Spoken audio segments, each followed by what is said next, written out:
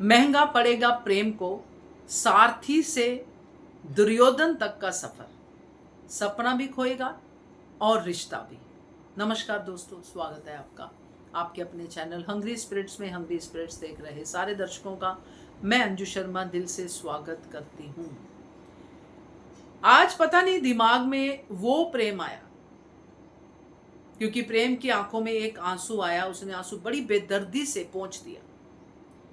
मुझे वो प्रेम याद आया जो अनुपमा के जीवन में आया था। एक बड़ा सा सीन था, बड़ा सा लोकेशन था, एक शायद किला टाइप था जिसमें प्रेम ड्रम बजा रहा है, अनुपमा नाचती है और यहाँ पे एक सारथी का इंट्रोडक्शन होता है, छल्ला घुमाता हुआ कृष्ण कन्हैया टाइप, है ना।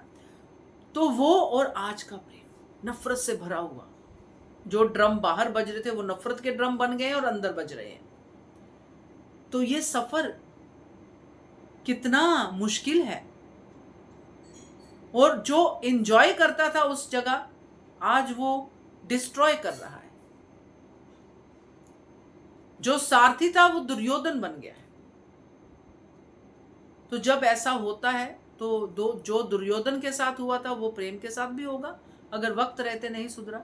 तो बात करते हैं इस पे। पहले वही निवेदन, जिन्होंने अभी तक चैनल को सब्सक्राइब नहीं किया है कर लीजिए, साथ में दोस्तों बेल आइकॉन दबाइएगा ताकि आपको हमारे वीडियोस के नोटिफिकेशन मिलते रहें।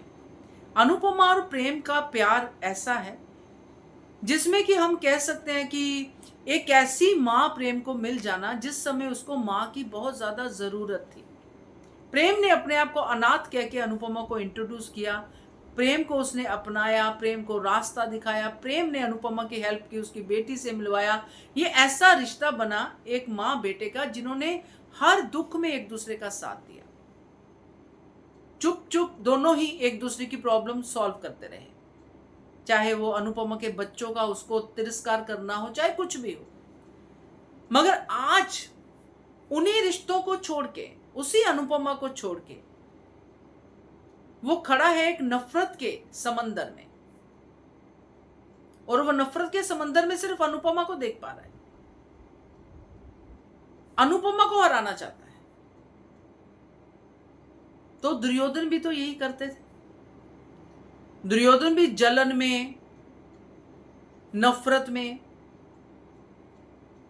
पांडवों को हराने के लिए यही सब षड्यंत्र करना, यही सब चीजें करते, षड्यंत्रकारियों के साथ रहते थे। क्योंकि कोई भी उसको जैसे समझाता था वैसे समझ जाते थे कि हाँ बस बदला होना चाहिए।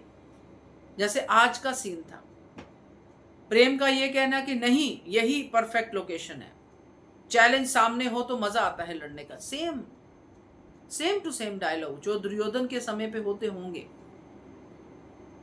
कि दुश्मन सामने है, वो यहां पे अपनों को दुश्मन समझ रहा है प्रेम।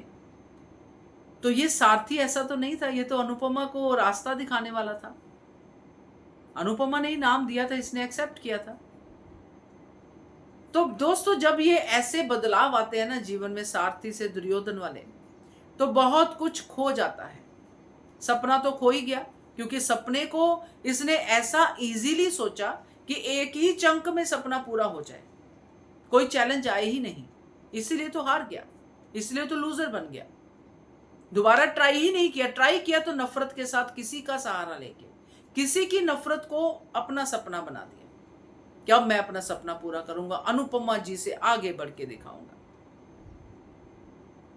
जो भी कुछ आज प्रेम कह रहा था बिल्कुल टोटल बकवास अनुपमा देख पा रही है। क्योंकि अब होगा क्या ना इस चक्कर में, दुर्योधन बनने के चक्कर में, क्योंकि अल्टीमेटली एंड में दुर्योधन भी पूरी तरह से हार गया था, सारे रिश्ते मर गए थे उसके, सारे अपने मर गए थे उसके, और अल्टीमेटली खुद भी मर गया। मगर उसने नफरत नहीं छोड़ी, मगर ये प्रेम छोड़ेगा, पहले ही छोड़ेगा, मगर देर ना हो जाए, क्योंकि श्रुति राही को लेकर निकल ना जाए,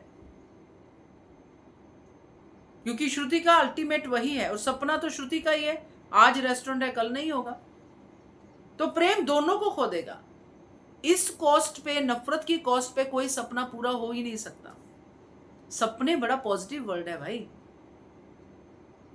तो ये दोनों चीजें प्रेम के सामने हैं। अब सारथी से दुर्योधन बना है, गवाएगा तो सही, और जब गवाएगा तो पछताएगा भी। तो देखते हैं अनुपमा के पैरों पे गिर के माफी मांगने के लायक रहता भी है या नहीं। क्या कहते हो आप? कमेंट कीजिएगा। देखते रहिए channel Hungry Spirits. Thank you so much.